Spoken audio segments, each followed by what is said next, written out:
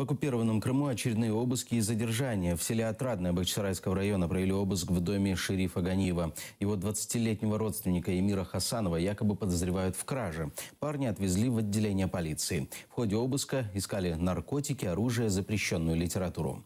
В селе Софиевка Симферопольского района прошел обыск в доме местного предпринимателя Юсуфа. Фамилия нам неизвестна.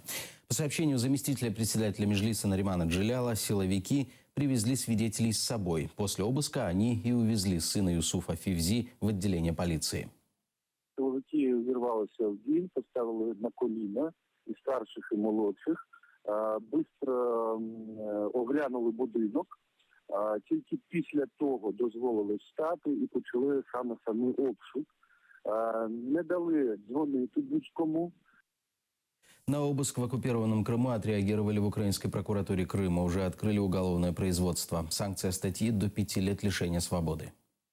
Здійснюється процесуальне керівництво у кримінальних провадженнях, розпочатих за фактами незаконного позбавлення волі та порушення недоторканності житла. Буде перевірено обставини правопорушень щодо кримських татар та буде надано належну правову оцінку діям винних осіб.